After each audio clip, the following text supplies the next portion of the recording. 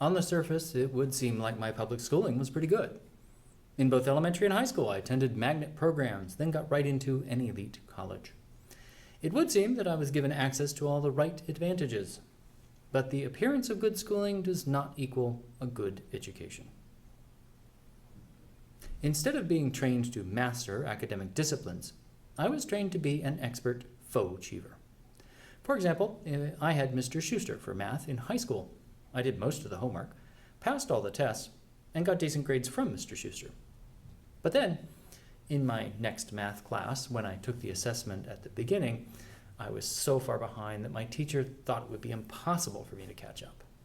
For some reason, she was stuck with me, so she assigned me independent study working on test preparation manuals for the SAT. I had already taken the test once, and there was room for improvement.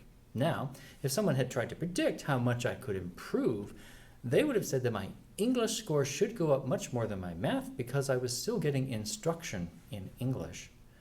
Professional instruction should be better than just books, and most certainly better than books about a test on the subject rather than the subject itself, right?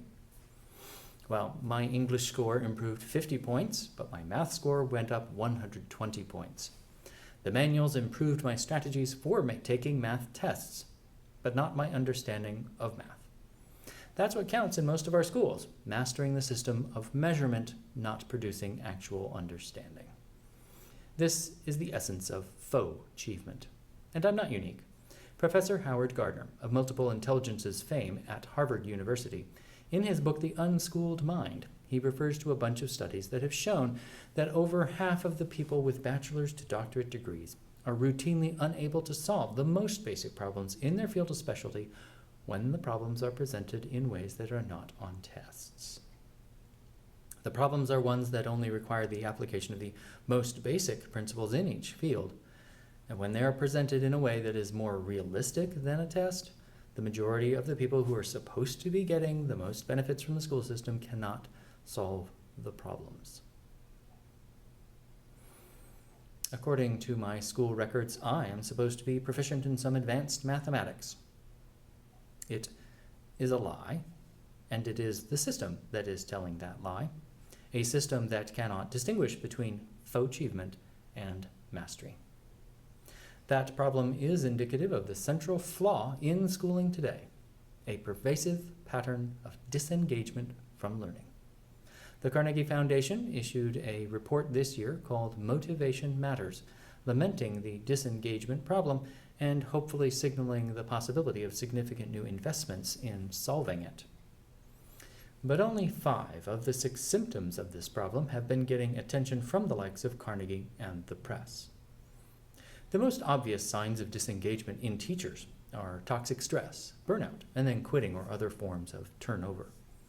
In students, it starts with children tuning out and then dropping out as teenagers. Or for those who stick around, 25% will fail to achieve. Faux achievement is probably the most pervasive symptom of all, since it seems safe to assume that at least as many people who didn't make it through college also probably figured out how to faux achieve. But it's a hard symptom to see, so it doesn't get any press. I was cheated by my schooling, and if you experience any of those symptoms of disengagement in school, especially faux achievement, then there are better than even odds that you were cheated too. We can put an end to this.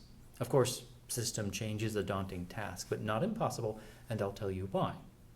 First of all, this disengagement problem was not intentional. There's no bad guy here and no conspiracy either. Mr. Schuster was probably doing his best, but he was working in a misguided system. Instead of being caused by bad people, this situation has arisen because bureaucratic mechanisms are relentlessly applying the logic of a misunderstanding of learning.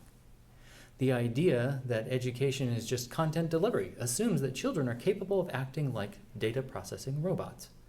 Bureaucratic schemes that make this assumption undermine human learning instead of supporting it. The bureaucracy is inadvertently eroding an important piece of learning that our schools need. The cognitive and behavioral sciences have revealed that nurturing is a crucial component of the foundation of learning. All good pedagogy builds on nurturing. Learning is always limited when students experience a lack of nurturing, regardless of where they are when it fails to happen. The calls for data-driven effectiveness and efficiency forces caring adults to sacrifice nurturing because they assume that successful teaching requires teachers to act more like mechanical robots than caring humans. The bureaucracy of schooling tends to prevent nurturing by causing those who insist on behaving in nurturing ways to burn out. Everyone responsible for helping human beings to learn needs to recognize that the basics of nurturing are the necessary foundation for effective teaching. The basics of nurturing are support for the 8 primary needs that universally produce well-being across all cultures. The physiological needs for air, water, food, and shelter, and the psychological needs for sleep, relatedness, autonomy, and competence. My name is Don Berg. I'm the founder of Schools of Conscience. We are on a mission to build the nurturing capacity of K-12 schools. Our inaugural campaign is to get official recognition of nurturing as the foundation of learning. We have written a resolution called Nurturing is the Foundation. Schools and all other learning organizations can adopt the resolution to start shoring up the foundations of their pedagogy. By starting with a resolution, each school or organization can then assess the strengths they already bring to that foundation. Regardless of your role in education, you can take action right now by endorsing the resolution and naming up to 3 schools or organizations that you care about. As we gather endorsements, we will help catalyze groups that can champion the passage of the resolution in each school or organization. After you sign the resolution, please consider joining Schools of Conscience and providing additional support for this important work. For more information, visit schoolsofconscience.org. Thanks for watching.